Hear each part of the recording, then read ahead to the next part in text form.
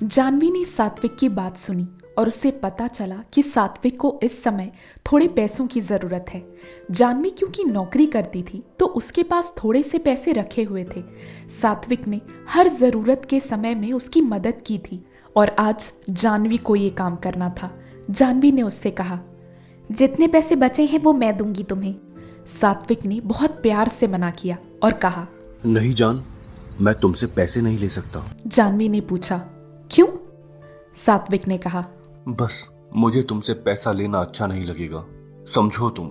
जानवी ने उसे समझाना चालू किया। देखो सात्विक, अब मैं बस तुम्हारी गर्लफ्रेंड नहीं बल्कि पत्नी हूँ और ज़रूरत के समय में पति पत्नी एक दूसरे की मदद करते हैं ना। हम तो साथी हैं। मुसीबत के समय अगर मैं तुम्हारे काम नहीं आई तो कौन आएगा? सात्विक ने जानवी की बात मान ली और कहा कि वो तैयार है उससे पैसे लेने के लिए। जानवी ने कुछ पैसे सात्विक को भिजवाए और सात्विक ने अपनी खुद की दुकान खोली।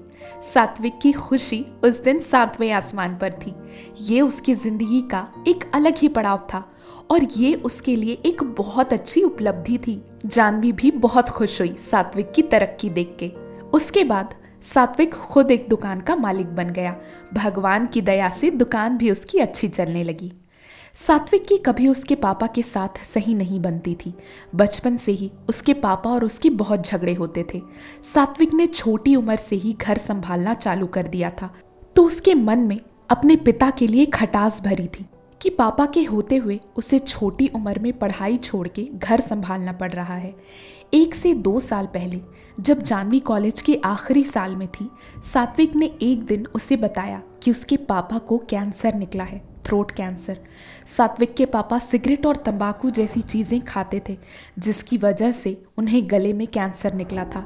धीरे से एक सरकारी अस्पताल में उनका इलाज चालू हुआ। बचने की ज़्यादा गुंजाइश नहीं थी, डॉक्टर्स ने ये बात पहले ही बता दी थी। सात्विक अपने पापा को लेकर जाता था इलाज के लिए।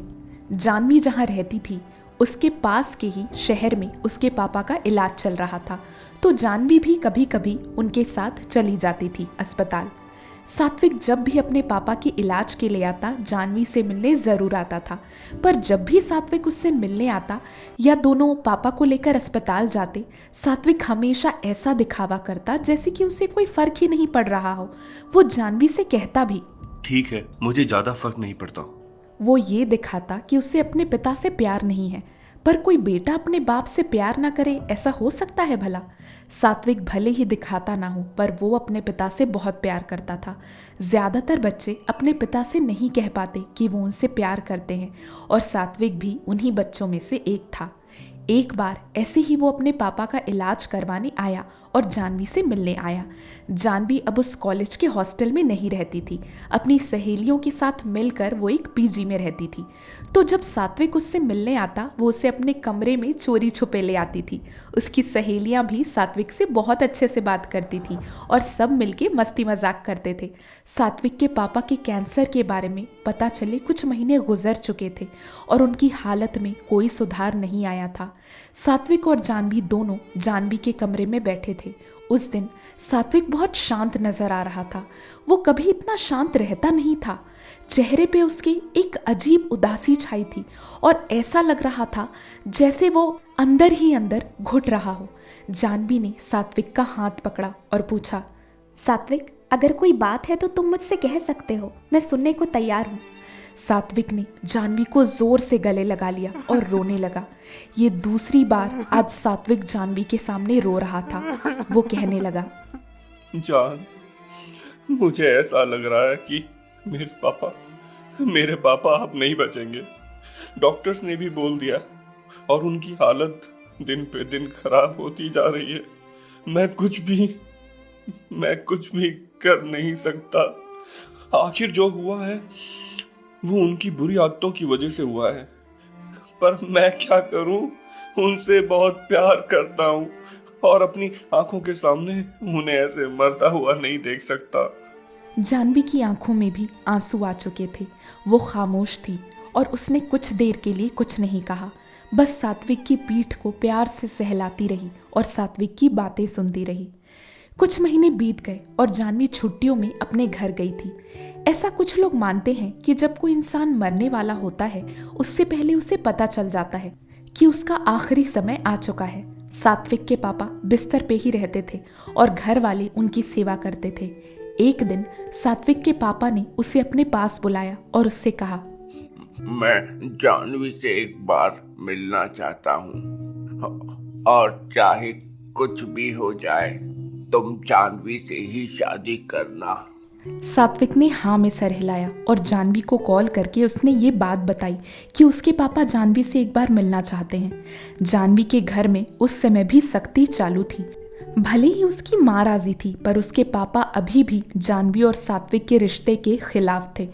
तो जानवी पे अभी भी नजर रखी जाती थी। उसे अकेले बाहर नहीं जाने दिया जाता था। इसी वजह से जानवी उस दिन बाहर नहीं जा पाई। जानवी ने सोचा कि वो कुछ दिन और रहने वाली है तो जब कभी मौका मिले वो चली जाएगी। ये सोचकर वो सो गई। जानवी रात को फोन साथ में ही लेकर सोती थी क्योंकि सात्विक का रात को कभी भी मैसेज या कॉल आ जाता था। सुबह 5 बजे जानवी का फोन बजा और जानवी ने देखा कि उसे मैसेज आया है। जानवी की आंखें ठीक से नहीं खुल रही थी नींद की वजह से। उसने आधी नींद में फोन उठाया और देखा कि सात्विक का मैसेज था। उसने जैसे ही मैसेज खोला उसमें लिखा था, जान पापा नहीं रहे।